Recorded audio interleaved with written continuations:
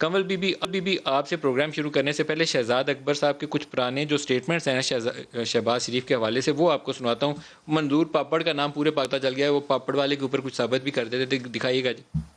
شہباز شریف صاحب نے اور ان کے خاندان نے 7 ارب روپے کی منی لانڈرنگ کی. کن لوگوں کے نام پہ کی؟ منظور پاپڑ والے جیسے لوگ بظاہر دکھائے گئے کہ لنڈن سے ان کو ملینز آف ڈالرز بھیج رہے ہیں. وہ تمام ڈاکومنٹ سے, ڈاکومنٹری ایویڈنس سے ثابت ہو چکا کہ وہ تمام کا تمام جعل سازی تھی. چاچو چور ہیں, چاچو نے منی لانڈرنگ کی ہے, لیکن اگر آپ نے کی ہے تو آپ کو بھگتنا پڑے گا. اسی وجہ سے ابھی آپ اپنا ٹرائل بھگت رہے ہیں. ان کے جو صاحبزادے لنڈن میں بیٹھے ہوئے ہیں, جن کا آپ نے کچھ عرصے پہلے ایک انٹرویو بھی دیکھا تھا, انہوں نے کہا میں منظور کو نہیں جانتا, اور پھر اگلے دن منظور پاپڑ والے کے دستخط اور ان کے دستخط کے چیکس بھی نکل آئے سامنے, آگے منظر پہ آگے. 20 ملین کی یہ پہلی پیمنٹ ہے. ایک اور پیمنٹ یہ 13 ملین کی ہے جو مارچ 2013 کی ہے. تیسری پیمنٹ ہے جولائی 2011 کی 27 ملین کی. میں عام عوام کے لیے بتا دیتا ہوں, یہ کل ملا کے تقریباً 6 کروڑ روپے بنتے ہیں. 60 ملین. پوری اسٹیٹ اگر انویسٹیگیٹ کر رہی ہو تو اس کیس کو ثابت ہونا چاہیے. تو میری دلی دعا ہوگی کہ یہ کیس ثابت ہو, اس طرف یا اس طرف, صرف کورٹ آف لاء میں لٹکتا نہ رہ جائے. کنول بی بی آپ سے پوچھنا چاہتا ہوں, ہم نے 3 سال پوری پاکستانی قوم کے ان کیسز کے اوپر سرو کیے ہیں, ابھی تک کیا نتیجہ نکلا؟ بسم اللہ الرحمن الرحیم. Thank you very much Nadeem صاحب. آپ نے دکھایا انٹروڈکشن میں, تھوڑا سا اس کو کامنٹ کرتا ہوں.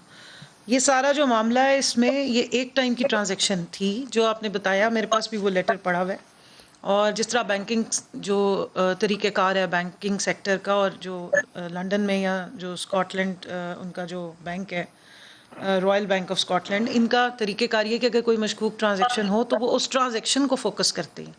اس ٹرانزیکشن کے اگینسٹ جا کے مجسٹریٹ سے انہوں نے, جو ان کی نیشنل کرائم ایجنسی ہے, انہوں نے اس کے اوپر سٹے مانگا کہ ہم اس کو انویسٹیگیٹ کریں. 12 مہینے کے لیے انہوں نے اس کو اکاؤنٹ کو فریز کیا ہے. جسٹ ون ٹرانزیکشن جو 2019 میں ہوئی ہے, 17 دسمبر 2019, اور 2020 یا 21 میں وہ کنکلوڈ ہوئی ہے, اور اس میں بھی ایکسٹینشن تھی جو سلمان شہباز صاحب نے کی تھی.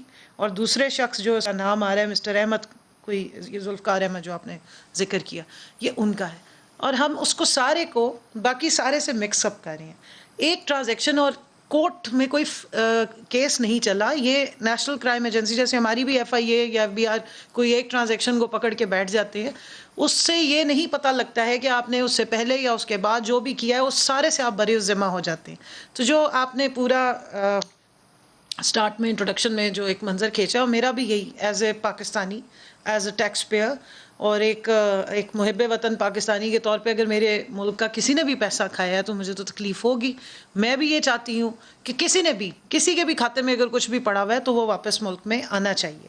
اب اس ساری ٹرانزیکشن کو جس طریقے سے پروجیکشن مل رہی ہے کہ جناب اس کی وجہ سے وہ بالکل صادق اور امین کا ٹھپا لگ گیا ہے, اور وہ شاید بہت زبردست طریقے سے جو ہے وہ ہر چیز سے بری الذمہ ہو گئے, وہ اس طرح کا معاملہ نہیں ہے. ایک پوائنٹ. دوسرا جو آپ نے کہا کہ بالکل ہونا چاہیے, آپ نے کہا کیپیسٹی کے ایشوز ہیں, سیریس ایشوز ہیں. جب ہمارا پروسیکیوٹر بیچارہ سائیکل پہ چڑھ کے آئے گا یا ویگن پہ یا لوکل پہ آ رہا ہے, دوسری طرف جو ہے وہ 75 کروڑ 80 کروڑ لینے والے لائر کھڑے ہوئے ہیں, پوری ٹیم کھڑی ہوئی ہے, فرق تو ہوگا.